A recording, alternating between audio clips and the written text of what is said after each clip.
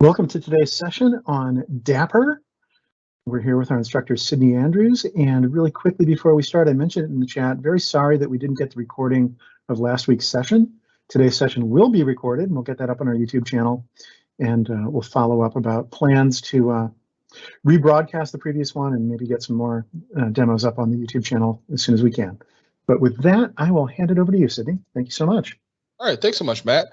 Hey everyone, really glad to have you here today for the third part in our four-part series on end-to-end solutions with Microsoft Azure. Today we get to talk about a really cool new sidecar that you can integrate with your applications, and that's Distributed Application Runtime, or Dapr. And this is one of the coolest things you may, if you heard about it, you're pretty excited about it. If you haven't heard about it, you're going to be excited as we kind of dig into it. Dapr is a really cool service or container that you can run side by side with your application. It gives you a lot of functionality and features that you normally have to build out yourself very manually, and allows you to build really, really complex applications with a lot of functionality that normally is reserved for big enterprise apps very easily, very quickly. We posted a lot of links in the Q&A to different things like the GitHub repository and organization for Dapr, the Get Started page for Dapr, and even our show notes for today's session. So all of that's already in the Q&A. We have our Q&A, so if you got questions during this session, we're going to try to answer them. If we don't get to your question, we're going to give you an email a little bit later that you can hit us at, and we're going to try to answer your questions there too. Before we get started, my name is Sydney Andrews. I'm an Azure MVP, Microsoft Certified Trainer. I get ready to say that we had an email and it's come up already. If you got any questions, we don't address them in the session, and you want to get help beyond what we talk about in this series, msusdev@microsoft.com. Once again, that's msusdev@microsoft.com. Send your questions to us. If you got suggestions for future sessions, future series, got questions beyond what we show in demos, please feel free to email us again. That's msusdev@microsoft.com. All of the source code and demos that we're going to show today are on GitHub, github.com, msusdev, e2e_pass. Now, all of these links are in the Q&A, are so you don't have to stare at the slide if you don't want to. I just always like to bring it up and bring it to your attention. So this is the third part in a four-part series. We started off in the first part talking about Azure Functions and API management, building out pieces of code that we can use in our applications very quickly to implement some of the most common pieces of business logic we want to do to enhance and extend the functionality of our applications.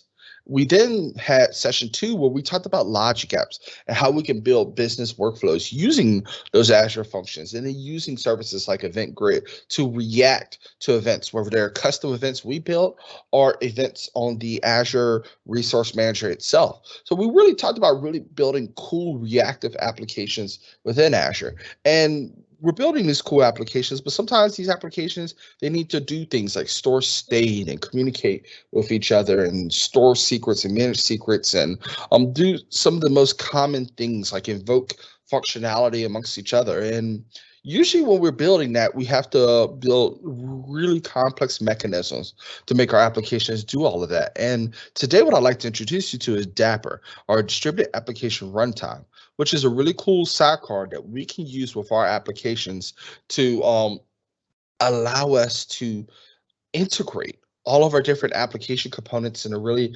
intelligent way, so we can build an event-driven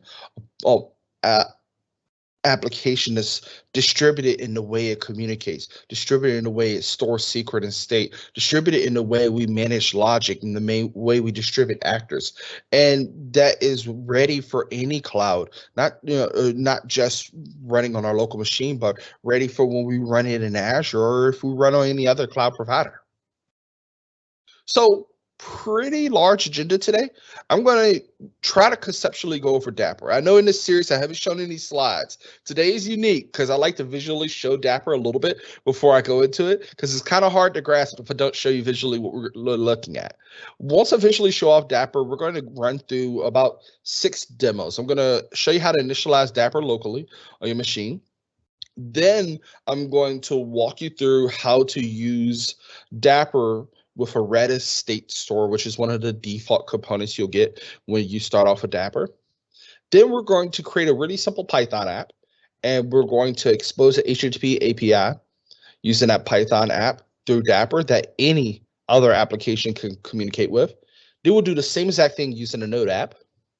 Once we've shown how to store data in Redis and expose different APIs, whether they're built in Python or Node, we will use PubSub to send messages across application components. We'll have our applications send messages. We'll even subscribe to topics so that we can receive messages in the application component. And then the final demo I'll show off today is how to do a secret store. We'll just do a really simple one where we just have a local JSON file where we store our secrets in, which is really good for what we're doing development. But the cool thing is that we can have in dev a component for a secret store using a JSON file, but maybe in production, that component could be using a service such as Azure Key Vault. And we'll talk about that. And it's, again, really cool stuff that we'll walk through. One of the cool things about Dapr is that we could do a whole series just on Dapr by itself. As a matter of fact, DapperCon has just passed. It was a whole conference just on Dapr by itself. So we're really just touching the surface. And one of the things I encourage you to do is, if you're excited about any things you see today, is to go look at the recordings for DapperCon. They're live online. I shared the link to Dapr.io, where you can get the recordings for the DapperCon conference that just passed. Well, somebody asked in the Q&A, hey, we know the recording for last week didn't get posted, but any recordings from before that? Yes, on our YouTube channel. I think Matt posted the link in the Q&A, youtube.com, Microsoft Dev Radio. We have previous sessions from this series that have been uploaded. All right, let's talk about conceptually what Dapr is.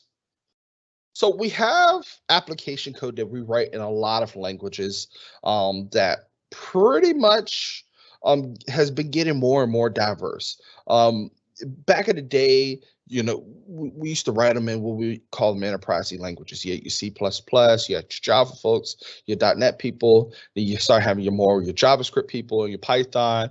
Now you got your Golang. And what you're finding as you start to look at stuff like the state of the Octaverse is that the diversity of languages amongst developers is increasing.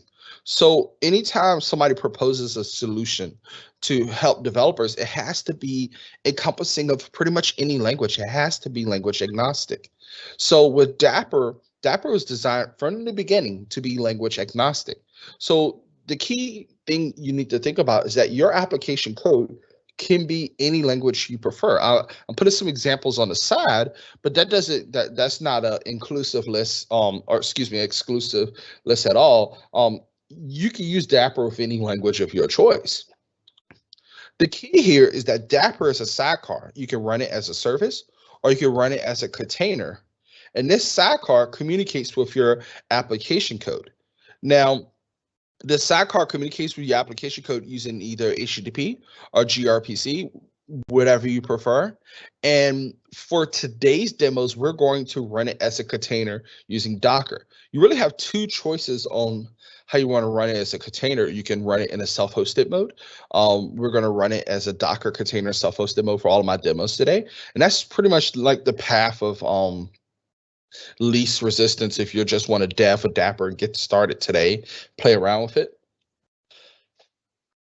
So for some more sophisticated setups, you'll see Dapr ran in big time Kubernetes setup. So you'll see, if you look through the Dapr documentation, there's a lot of references to Kubernetes hosted setup.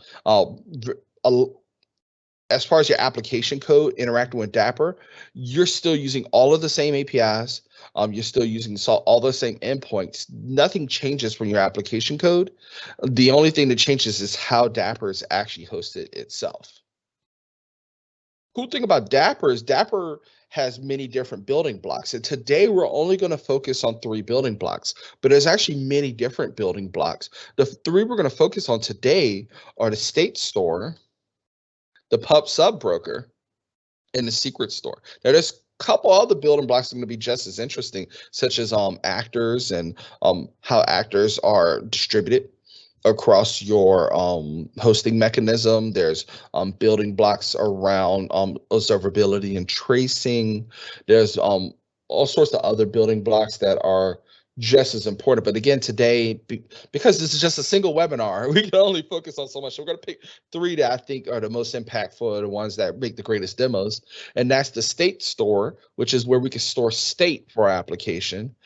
The pub sub broker, where we can send messages to different components of our application and receive messages or subscribe to messages.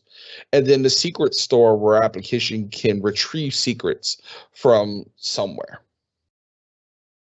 Now, when we use these in our demos, we'll use them from local mechanisms. So our state store will be running from a local Redis cache. Our pub sub broker will be running on, I think for today's demos, I'll run them on local Redis, and our secret store will be running from a local JSON file. But that doesn't stop you from running them from somewhere else, because every one of these building blocks is configurable.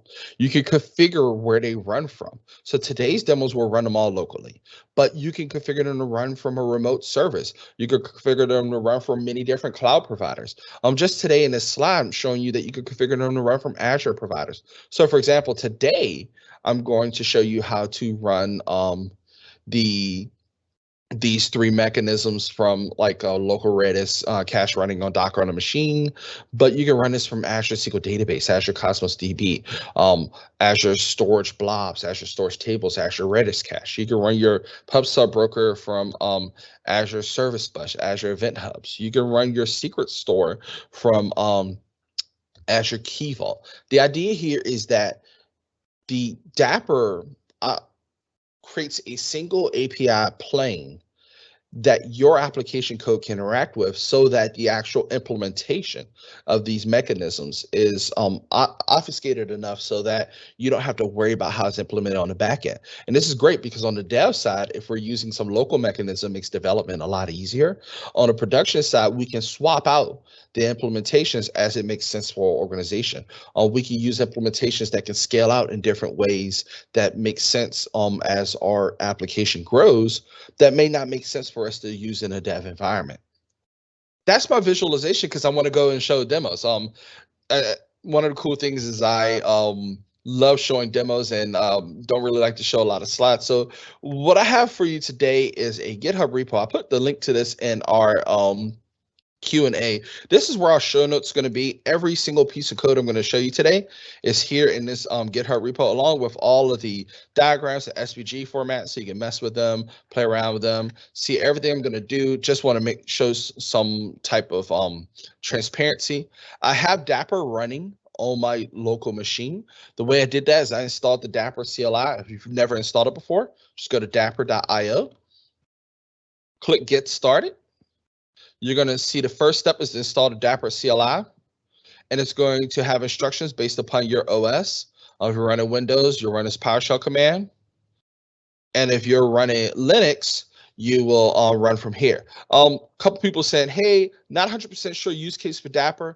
Again, Dapr is a sidecar that allows us to implement features such as state storage, secret management, communications, virtual actors, all of these things that you normally have to implement in your application code, but allows us to implement it in our sidecar so that our application code doesn't have to have actual concrete implementations of these things, so that we can communicate, we can build more microservices at scale. All of it in individual application codes can have just business-driven logic, just event-driven, and the minimal surface area for our actual code to excuse me.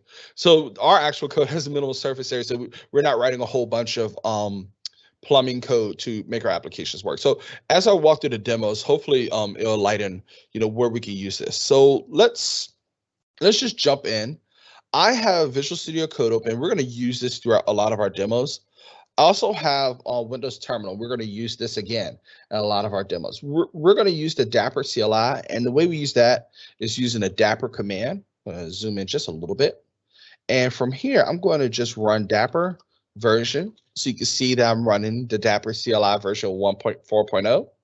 And the way we actually run an application in the Dapr CLI is using Dapr run. So Dapr run. And from here, we can create an application. So the way we do it is 2 commands you're going to use. App ID and give it a name. So I'll just call this demo.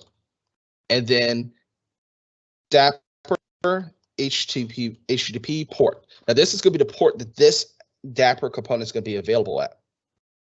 So for Dapr HTTP port, I'm going to put in, let's say 3131. Now I have a Dapr sidecar up and running. Just for fun, I can go in and open Postman and access this Dapr sidecar. So maybe I want to access a component in this Dapr sidecar.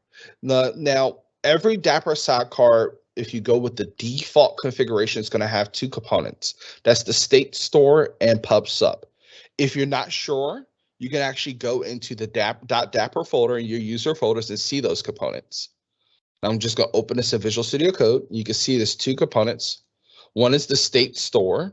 This is based on Redis and is connected to Redis running at port 6379, and a published pub sub based on Redis 2.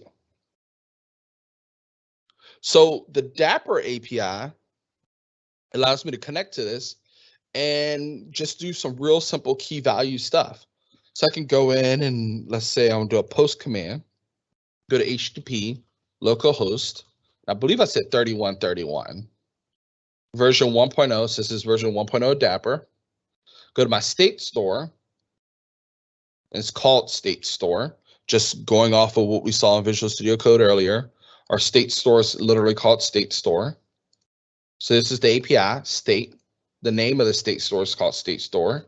And we're going to post a new JSON file. Let's scroll down so you can see this. Now the key, I'm going to call this date, and the value October 26, 2021. Now I'm going to hit send, and I'm going to get a, well, let me make sure I got everything right.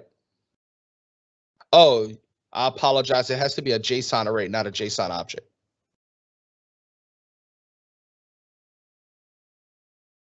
I apologize about that. Now, I get an HTTP 204. That means it was accepted. There's no response, none needed, because I added an item. But I can actually take the same thing, do a HTTP get. This time, instead of going to state store, I'm going to go to the name and just get that so you can see that it gets the value of this key value pair. I can update it. Actually, instead of name, go to date. I can update it. Let's see, 10/26/2021. Get it. And there we go. So somebody says, hey, you're using HTTP. Can we assume we can use HTTPS? Yes. In dev, you can use either one. Obviously, in production, we're going to use HTTPS, but for dev, it's super simple to just go ahead and use HTTP. The docs actually walk you through how, if you want to set up HTTPS in dev, how to do it. But in production, HTTPS is assumed. But in dev, it's assumed to use HTTP just because it's a little bit simpler. I'm using HTTP for the demos, but that's pretty much our personal preference thing. All right, now let's walk through what just happened here. Basically, I spun up a Dapr sidecar running at port 3131 that essentially gives me a simple key value store that I can use in my application. It's a HTTP API. It's at this URI. I go to state store and I send a key and a value, and I can store data and I can retrieve it by just going to the name of that key. So without having to spin up a database, without having to import some library, without having to go in and use some special message format. And I'm using HTTP right now. I could use gRPC if I want to use that instead, but with very minimal ceremony, I've essentially created a cache that I can use in my application. And it doesn't matter which application language framework I'm using. I can build a Node app. I can build a .NET app. Use this right away. So that's the beauty of the sidecar, right? I now have a cache service, and today it's configured using Redis. but I can go in backend and change this to use blob service or Azure storage blobs anytime I want. And that doesn't change anything about how the application actually communicates with the sidecar. That's both on the dev side and in the production side. Now, the cool thing about Dapr is it really sticks to using known protocols. It doesn't have really a special message format for this. So if you know how to do RESTful requests, get put post delete, then you pretty much know 99% of what you need to know to work with Dapr. Let's take this a step further. So we're running this Dapr sidecar. And remember, I said it's running a Redis cache instance. I want to play with that a little bit. So let me talk to you a little bit about how Dapr works underneath the hood. When we're running Dapr locally, remember I said we're running it in Docker? Well, we're really running 3 Docker containers. This is just if we're running it locally. We're running the Redis container. We're running a placement container. This is a really cool one. What this does is it takes any actors, that's any type of units of logic that you want to run, and places them where they need to go. So for instance, if you're running Docker, it'll create containers to run your logic. If you're running Kubernetes, it'll create pods to run your logic. You're also running Zipkin. Zipkin will handle any type of distributed tracing you want to do. So that's if you're running logging across multiple instances, making sure it's correlated in an intelligent way. Now, we have this Redis instance called Dapr_Redis. So theoretically, I should just be able to connect to it. So using Docker commands, I should just be able to Docker execute interactive TTY. This is the equivalent of Docker execute IT, Dapr_Redis, and I'm going to run the Redis CLI command. If I got this correct, I should connect to that Redis Docker container using the Redis CLI. Should be able to list all my keys.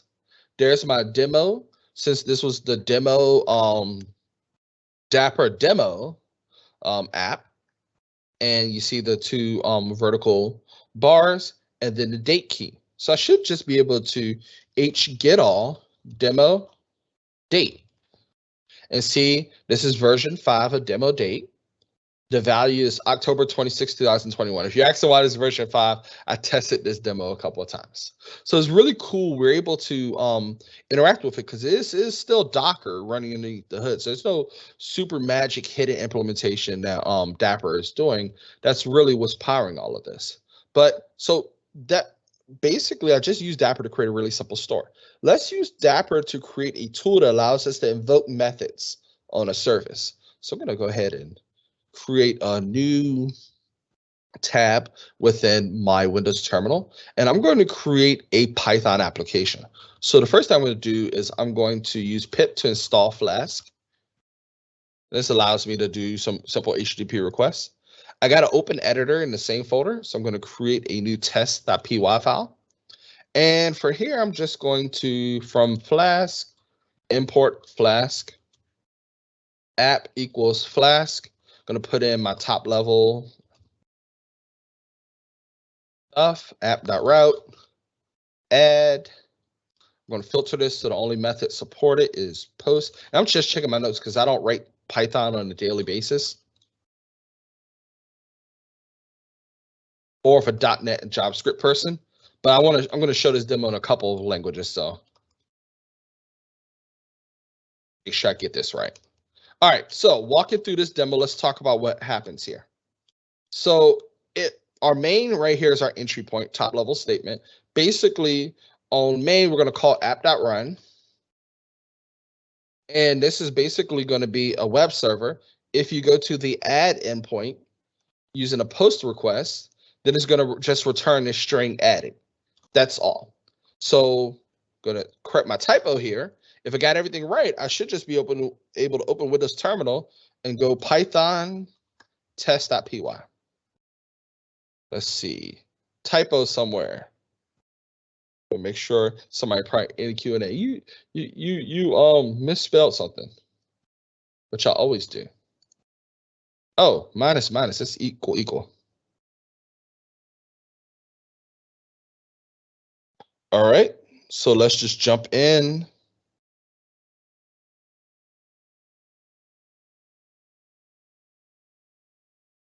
And let's test this out.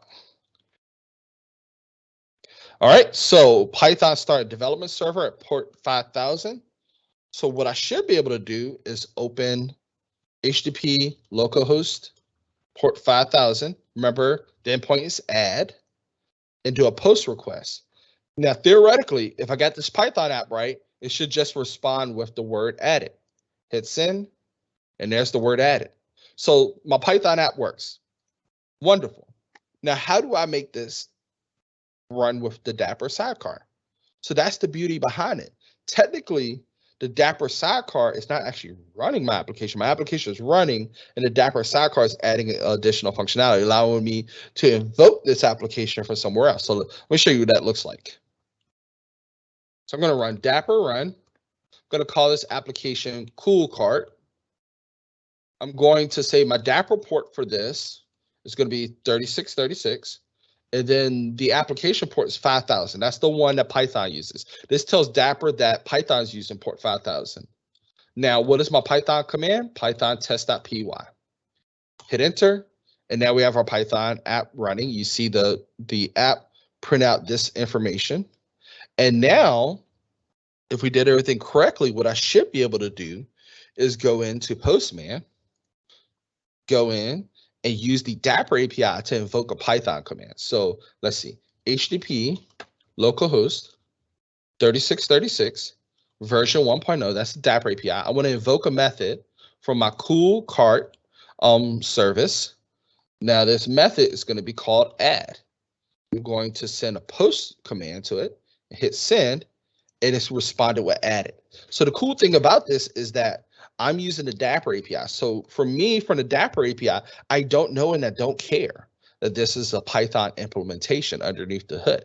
I mean, I could do the same thing using something like a Node implementation, just jumping in and running in, and let's just have some fun. So I'm gonna jump in and create another application, and go ahead and close this and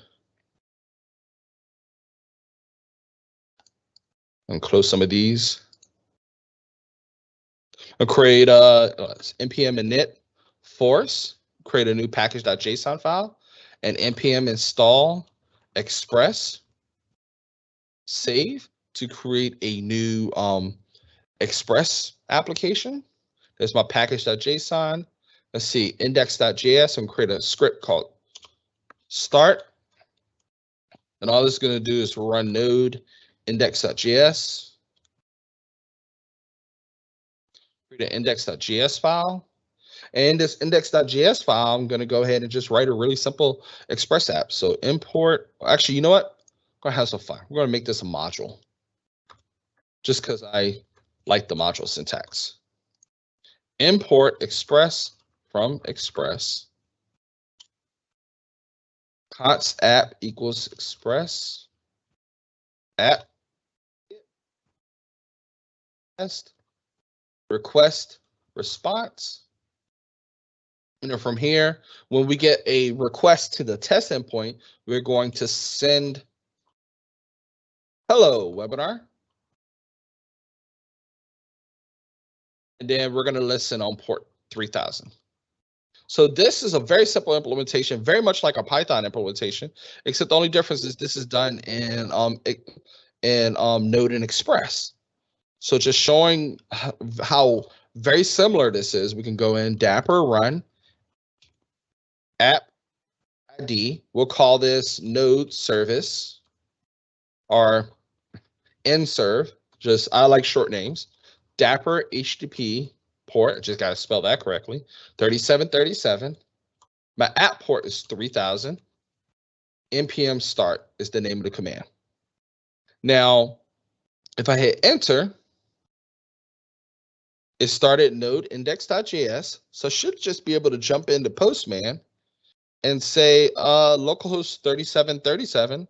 Instead of invoking cool cart method add, I'll invoke nserve method test. And that was, I believe it was a get. So I hit send. But let me make sure I have a, let's see, I did a get to test. Let me make sure I did this correctly. inserve method test, port 3737.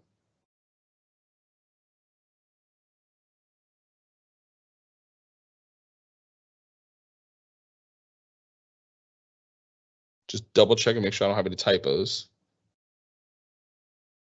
Oh, there's no E after inserve. Hit send. There we go. Hello webinar.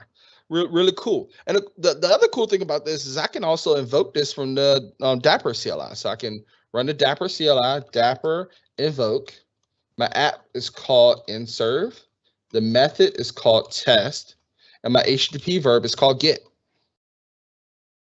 Now, the cool thing about this is that this allows me many different ways to invoke this service from another application component without creating any type of tie between these two components. I can go ahead and create, and this is not just for GET requests. I could do this for POST requests. Just shutting this down just to show you as a simple example. I can go into Express and make this a little bit more complicated. Constant port equals 3000. App.use express.json. Just building this out as a more complex Express app. App.post echo request response. So if you call echo, let's see, we'll take I believe it's the request response.body. Yeah, name equals response.body.name. If name isn't equal to anything, we'll just put in person. And then response.send hello person, hello name. Just gotta learn how to type today. The idea here is that we can build this out to have as many different components here. And it's talking to a running instance of that. It's just when I run the Dapr run command, it's actually spinning up a new instance of that with that Dapr run command. So jumping in just one more time, run that same command, port 3000. I can invoke the test command. I can also Dapr invoke app ID inserve method echo. And this time, instead of verb, I can do data and pass in JSON data. I think on PowerShell, you gotta escape the double quotes. So let's see, message msusdev at microsoft.com. If you've got any questions that we don't do a good job enough of answering today, enter. Oh, I put an E on inserve again.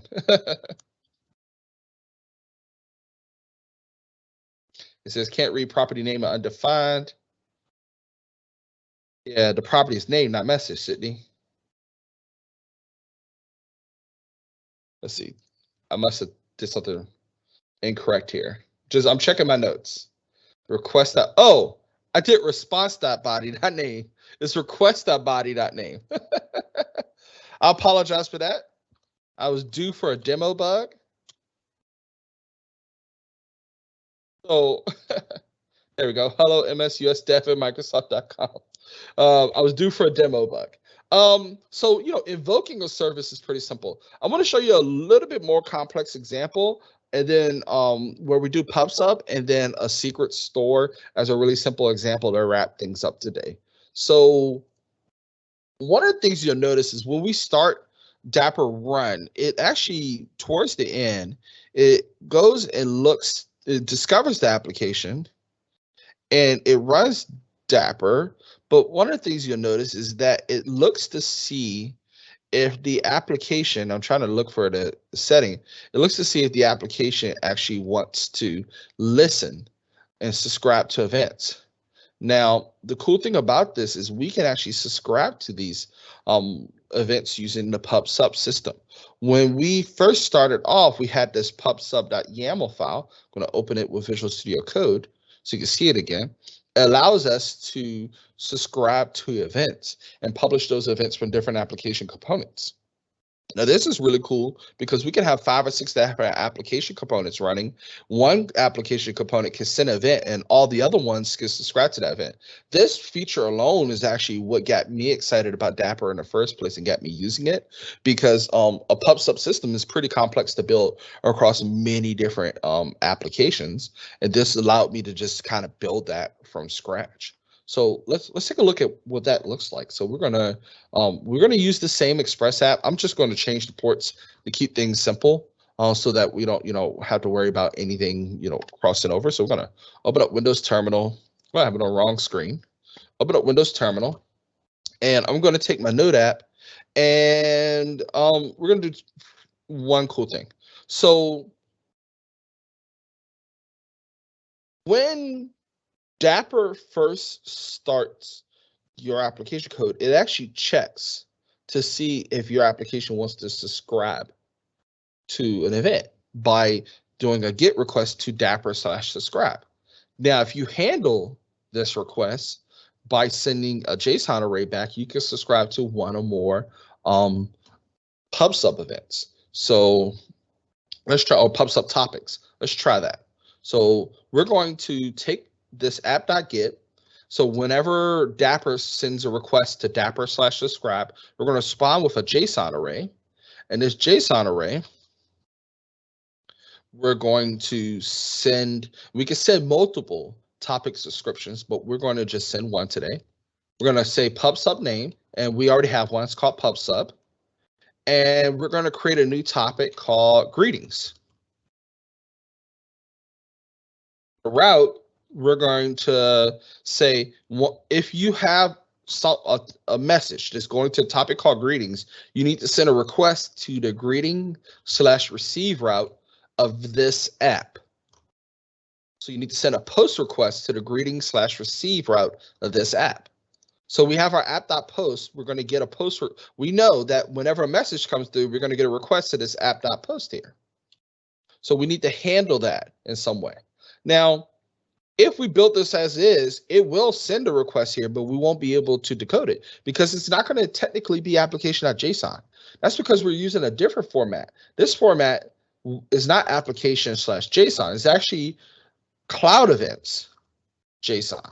Now, this is actually a standard that's a kind of an extension of JSON with a couple of additional expectations. So you got to make sure you add this in. If you don't have this in, you will successfully receive the request, but frameworks like .NET and Node won't be able to correctly parse the request body.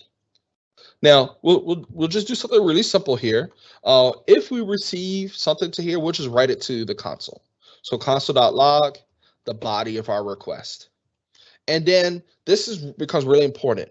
Now, we need to act this. Basically, we need to let Dapr know that we've received this successfully. Remember when we sent when we stored something in Redis, it sent us a 204 to let us know, hey, I got it.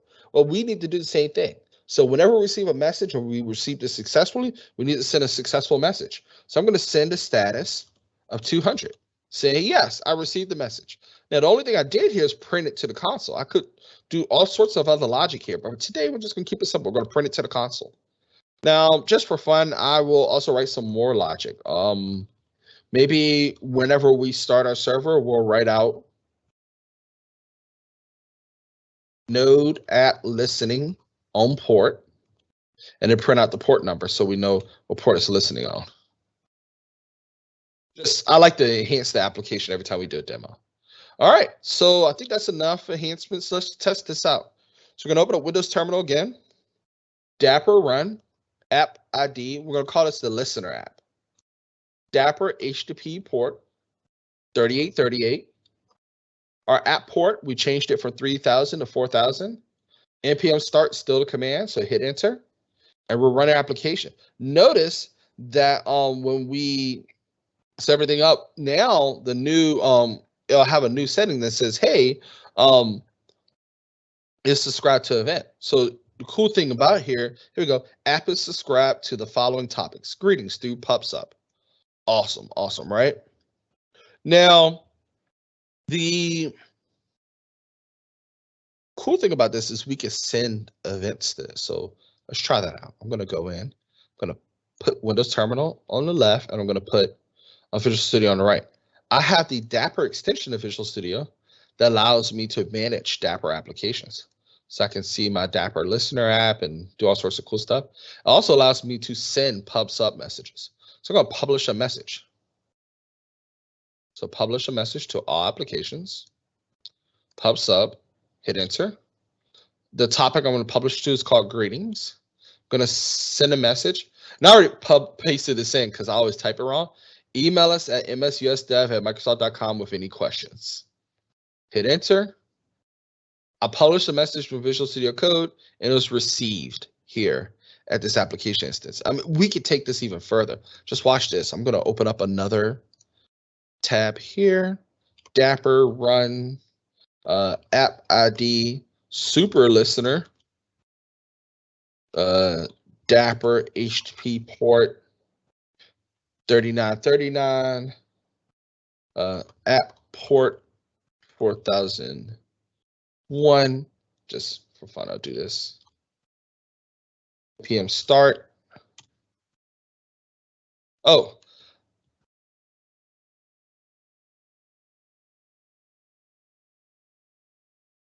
I sent another message, pub sub, greetings, just so you can see that I can send messages to multiple application components at the same time using a publish subscribe pattern. There we go. msusdev@microsoft.com sent to both. I can send messages through the terminal. I can go in and say, I'm going to start a terminal. I'm going to start another Dapr instance. Dapr run app ID talker Dapr HTTP port 4141. Start another new terminal. Dapr publish. I'm going to publish through the app ID talker. Pub sub. Now I'm publishing to is pub sub. My topic is called greetings. The data I'm going to publish, just like we did earlier, I'm going to publish a message called thanks for attending.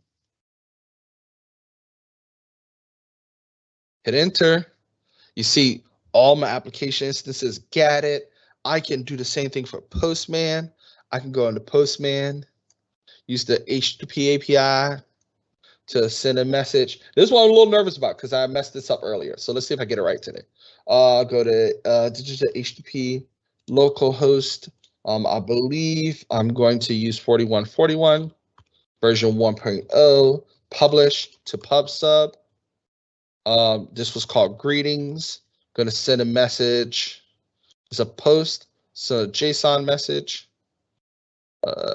Postman is not really great for narrow screens. I just showing it so you can see. Message. You have been a great audience. Stick around and I will try to answer Q&A. Oh, now because I did that, can't find it. There we go. Send message and both application components are received. So the cool thing about Dapr is that, as you can see, it's really a sidecar that gives you a lot of functionality that allows you to add features to your application without, again, writing a lot of plumbing code directly in your application. It's still very, very new. It's not really, it's an open source project. Yeah, it's inspired by Microsoft. It's Microsoft engineers have been working hard on it, but it's also greatly contributed to by the community. A lot of Google Cloud Platform and AWS services are first-class services on it, just as much as Azure. So this is not a, hey, this is just an Azure side project, a team working on it, maybe one day they'll get bored. This is a huge community project with lots of big-time companies using it. I believe at DapperCon, one of the biggest case studies that was talked about, and it's on the Dapr.io homepage. You want to talk about is how Alibaba uses Dapr pretty extensively. So again, really really exciting stuff. Dapr is used in production for a lot of big organizations, and it's a really mature product. There's lots of tooling out there, lots of tutorials. What I walked you through today is my interpretation of some of the most common Dapr tutorials. You can take these tutorials further by connecting them to some of the Azure services. You can try manipulations of these. We put a whole bunch of links in the Q&A. I'm trying to answer some more of these questions. Let's see. Somebody says, hey, if you use the Azure services to back these, like, how do you know what the implementation is for the different Azure services?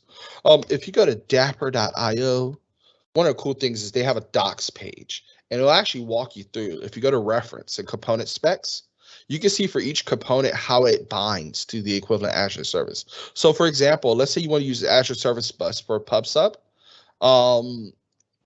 It'll actually tell you, okay, here's how to connect to Azure Service Bus, and here's what it does. It talks about how it works, how it actually works out. You can go see the implementation stuff. Somebody says, hey,